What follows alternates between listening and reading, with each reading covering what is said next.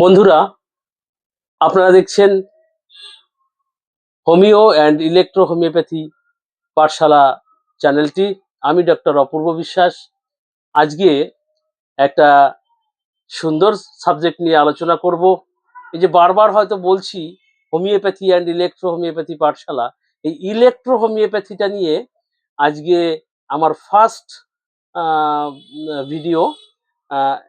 দেখুন, খুব ভালো লাগবে আপনাদের। আর ভালো লাগলে অবশ্যই সাবস্ক্রাইব করবেন, শেয়ার করবেন এবং কমেন্ট করবেন। তো আজকের সাবজেক্ট হচ্ছে ইলেকট্রো হোমিওপ্যাথির টুকিটাকি। তো একটু দেখুন একবারে ফার্স্ট ভিডিও। এটা ইলেকট্রো হোমিওপ্যাথি হলো একটি বিকল্প চিকিৎসা পদ্ধতি, যা 1900 শতাব্দীতে ইতালীয় কাউন্ট সিজার ম্যাটি সাহেব উদ্ভাবন করেছিলেন। তো এই চিকিৎসা পদ্ধতিটি সম্পূর্ণভাবে উদ্ভিদের নির্যাসের উপর ভিত্তি করে তৈরি। এর খুঁটিনাটি আলোচনা করছি। মূল ভিত্তি, ইলেকট্রো হোমিওপ্যাথির মূল ভিত্তি এবং মূল তত্ত্বটা কি, এটা আমরা একটু প্রথমে জেনে নেব। ইলেকট্রো হোমিওপ্যাথি বিশ্বাস করে যে শরীরের লিম্ফ অর্থাৎ রক্তরস এবং ব্লাড অর্থাৎ রক্ত, এই দুটি প্রধান তরল যখন হিউম্যান বডিতে দূষিত হয় তখনই মানুষ অসুস্থ হয়। এই পদ্ধতিতে রোগ নিরাময়ের জন্য লিম্ফ এবং রক্ত পরিষ্কার করার উপরে জোর দেওয়া হয়েছে। এছাড়াও রয়েছে আমাদের যে সেল এবং ব্লাড সার্কুলেশন। তো ইলেকট্রো হোমিওপ্যাথি এই নামটা কেন হলো, বা নাম কেন ইলেকট্রো হোমিওপ্যাথি? ইলেকট্রো এখানে ইলেকট্রো এখানে ইলেকট্রো কথাটার মানে বিদ্যুৎ নয় কিন্তু বন্ধুরা। এর অর্থ হলো উদ্ভিদের জীবনী শক্তি অর্থাৎ বায়ো এনার্জি, যা শরীরের স্নায়ুতে বিদ্যুতের মতো দ্রুত কাজ করে। আর হোমিওপ্যাথি, কারণ এই ঔষধগুলো হোমিওপ্যাথির মতো ডাইলুশন বা সূক্ষ্ম মাত্রায় তৈরি হয়।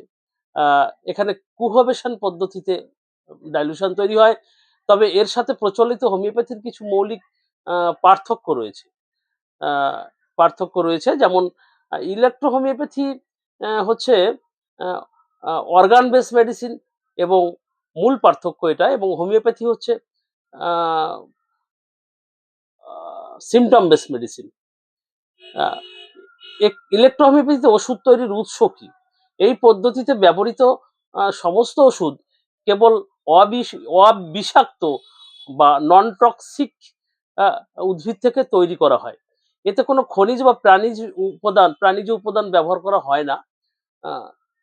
সিজার কাউন্ট সিজারের মতে মোট 114টি 114 উদ্ভিদ থেকে ওষুধ তৈরির কথা উনি ভেবেছিলেন এবং সেটাই তৈরি হয়। এখানে কি কি এই 114টা প্লান্ট থেকে কি কি কতগুলি গ্রুপের ওষুধ তৈরি করেছেন। ওষুধের প্রকারভেদ, এখানে কি কি গ্রুপ আমরা একবার দেখে নেব। ইলেকট্রো হোমিওপ্যাথিতে ওষুধগুলিকে কয়েকটি গ্রুপে ভাগ করা হয়েছে। প্রথম হচ্ছে স্ক্রোফ্লোসো গ্রুপ অর্থাৎ এস গ্রুপ। এই এস গ্রুপের মূল কাজ হিউম্যান বডিতে লিম্ফ্যাটিক সিস্টেম এর উপরে কাজ করে। অ্যাঞ্জিওটিকো গ্রুপ অর্থাৎ এ গ্রুপ রক্ত সঞ্চালন এবং হৃদযন্ত্রের উপরে কাজ করে, ব্লাড সার্কুলেশনের উপরে। ক্যান্সারোসো গ্রুপ, যেটা সি গ্রুপ নামে খ্যাত, টিস্যু এবং কোষের গঠনের যে সমস্যা রয়েছে তার উপরে কাজ করে। রয়েছে পেক্টোরালস অর্থাৎ পি গ্রুপের ওষুধ।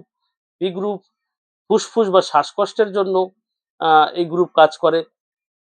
ভার্মিফিগো গ্রুপ বা ভার গ্রুপ কৃমি বা অন্ত্রের সমস্যার জন্য কাজ করে। ভেনেরিও গ্রুপ অর্থাৎ ভেন গ্রুপ জননতন্ত্রের সমস্যার জন্য কাজ করে। রয়েছে লিম্ফ্যাটিকো গ্রুপ এল গ্রুপ, এটা লিম্ফ প্রবাহের জন্য অর্থাৎ রক্তরস যেটা বলে গেছিলাম, লিম্ফের উপরে কাজ করে। রয়েছে স্ল্যাশ গ্রুপ লিম্ফ এবং পরিপাকতন্ত্রের উপরে কাজ করে। এছাড়াও আহ, আহ, 5টি ইলেকট্রিসিটি রয়েছে। এই 5টি ইলেকট্রিসিটি, একটা রেড ইলেকট্রিসিটি, একটা ব্লু ইলেকট্রিসিটি অর্থাৎ বি, রেড ইলেকট্রিসিটি আর ই, গ্রিন ইলেকট্রিসিটি জি, ইয়েলো ইলেকট্রিসিটি ওয়াই এবং হোয়াইট ইলেকট্রিসিটি ডব্লিউ। একটু এদের কাজগুলি দেখে নিই।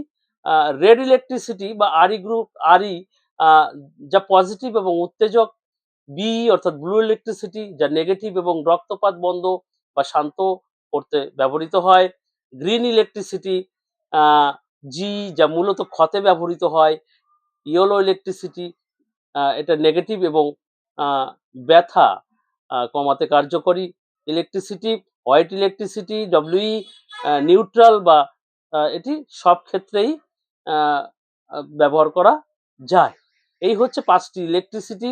এই ইলেকট্রিসিটি মূলত মেডিসিনগুলিকে মেডিসিনগুলির অনুঘটকের কাজ করে, অর্থাৎ মেডিসিনের কার্যকারিতাকে ত্বরান্বিত করতে সাহায্য করে। এবার প্রশ্ন হচ্ছে, এই ইলেকট্রোহোমিওপ্যাথির কি কোনো পার্শ্ব প্রতিক্রিয়া আছে কি? আমি প্রথমেই বলবো একদম নেই, জিরো সাইড এফেক্ট। যেহেতু এটি সম্পূর্ণ ভেষজ এবং সূক্ষ্ম মাত্রায় ব্যবহৃত হয়, তাই সঠিকভাবে প্রয়োগ করলে এর কোনো পার্শ্ব প্রতিক্রিয়া নেই। নেই বললেই চলে। এটি সব বয়সের মানুষের জন্য নিরাপদ বলে মনে করা হয়। এটি বর্তমানে বিশ্বের অনেক দেশেই স্বীকৃত।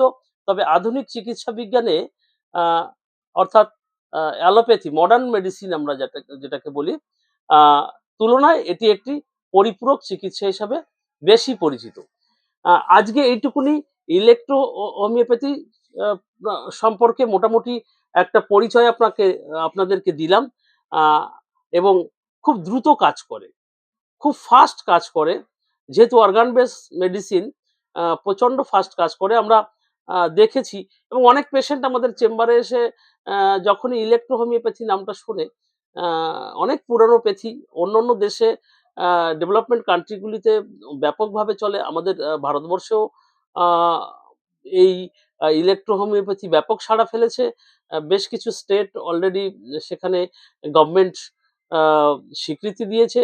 আমাদের ওয়েস্ট বেঙ্গলেও চলছে এর প্রক্রিয়া, এবং যাতে স্বীকৃতি পায় সেই বিষয়ে সুপ্রিম কোর্টেরও একটা অর্ডার রয়েছে।